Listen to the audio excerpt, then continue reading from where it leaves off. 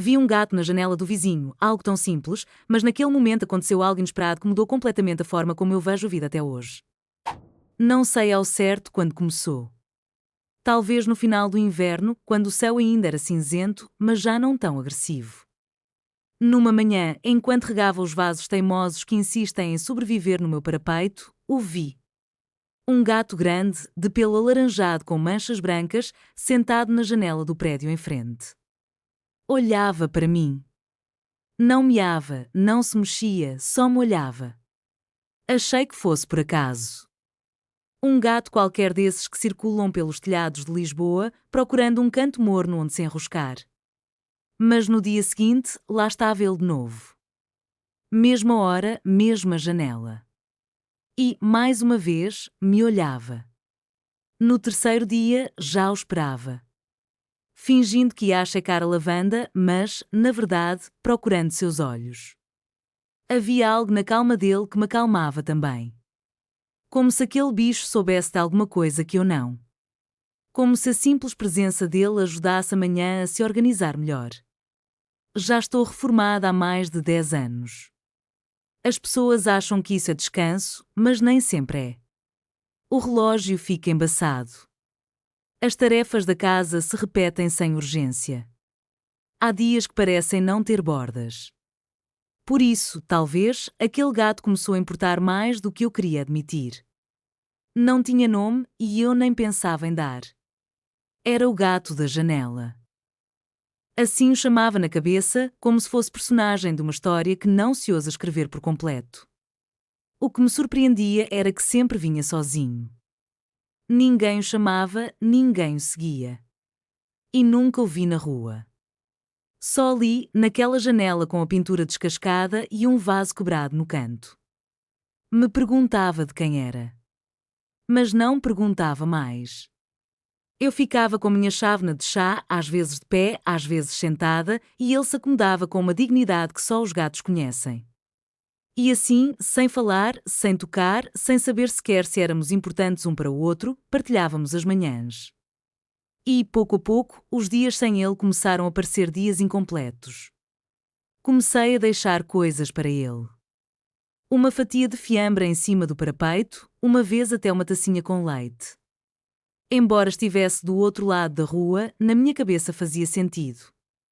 Ele não podia alcançar, claro, mas o gesto atravessava a distância por conta própria. Era a minha maneira de dizer: eu vejo você.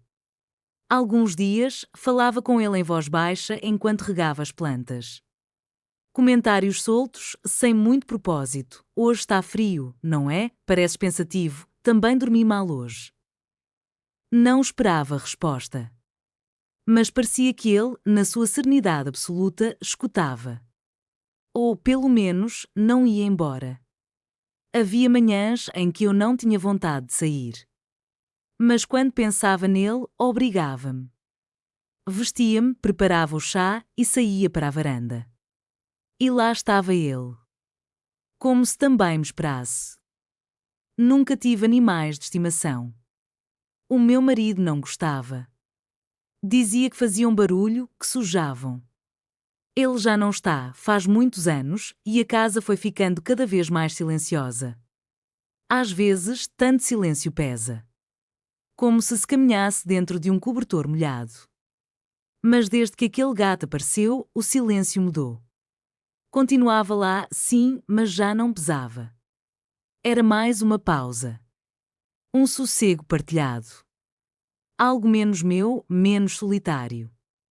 Uma vizinha comentou um dia que o tinha visto no terceiro andar do prédio da frente, mesmo ao lado da mercearia do Sr. Américo. Deve ser daquele rapaz que mora sozinho, acho que trabalha com computadores. Eu não perguntei mais. Não me importava de quem era. Importava que vinha. Que voltava. Que olhava. E, sem perceber como, tinha começado a fazer parte do meu mundo. Às vezes penso que foi ele quem me escolheu. Numa terça-feira, ele não apareceu. Pensei que tivesse dormido demais ou que o tivessem deixado dentro de casa. Fiquei um tempo na varanda, com o chá já frio, esperando algum movimento atrás do vidro do outro lado da rua. Mas nada. Na quarta, também não veio. Nessa manhã, desci para comprar pão mais cedo, como se isso pudesse distrair-me. Mas ao voltar, olhei de relance para a janela. Continuava vazia. O mesmo vaso quebrado, o mesmo batente gasto. Silêncio. Mas daqueles que arranham por dentro. Na quinta, sentei-me frente ao rádio, como tantas vezes. Mas não o liguei. Fiquei com as mãos no colo, olhando para a porta fechada da varanda. Era tolice. Eu sabia. É um gato, dizia a mim mesma. Às vezes somem. Às vezes morrem. Às vezes esquecem. Mas não consegui evitar essa sensação de que algo em mim também tinha sumido. Na sexta-feira, preparei o chá sem convicção. Saí para a varanda. A janela dele continuava igual. Fechada. Suja. Sem ele. E então fiz algo que não fazia há muitos anos. Vesti um casaco e atravessei a rua. Não tinha um plano. Nenhuma frase ensaiada. Só aquela urgência quieta que se instala quando não se suporta mais a dúvida. O prédio era antigo, o elevador fora de serviço. Subi os 3 andares devagar, com os joelhos rangendo a cada degrau. Quando cheguei à porta do terceiro esquerdo, a que tinha uma mancha de tinta verde no canto, hesitei. Mas bati. Esperei. Ouvi passos. Uma tranca. E então a porta abriu-se. Era um rapaz. Jovem. Mais novo do que eu imaginava. Cabelo despenteado e uma t-shirt com letras grandes que diziam modo hibernação. Olhou para mim, surpreso, mas sem desconfiança. Sim? Perguntou. Engoli em seco. Desculpe incomodar, é por causa do gato. O laranja. Costumava sentar-se na janela. Os olhos dele mudaram. Algo na expressão suavizou-se. Ah, sim. Chama-se Baltazar. Tem andado doente. Não quis sair. Mas está aqui. Afastou-se um pouco. Quer entrar? Assenti. Sem pensar. E entrei. O apartamento cheirava qualquer coisa entre sopa quente e livros velhos.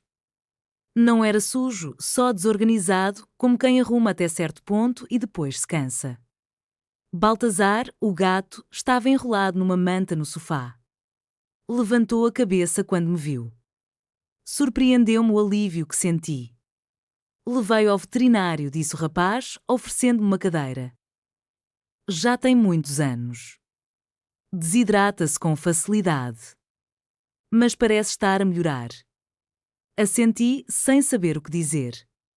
Ele foi à cozinha e voltou com 2 canecas de chá. Sentou-se à minha frente, de pernas cruzadas, como quem não está habituado a visitas. Tinha olheiras fundas, mas um olhar aberto, calmo. Criei-o desde pequeno, disse, como se a conversa já estivesse a meio caminho. Era da minha mãe. Morreu há 7 meses. Desde então somos só eu e ele. Baixei os olhos para a chávena. Não queria parecer demasiado afetada. Mas havia algo na voz dele que reconheci. Um cansaço que não se cura a dormir. Costumava vê-lo da minha varanda, disse eu. Sentava-se na janela todas as manhãs. Fazia-me companhia.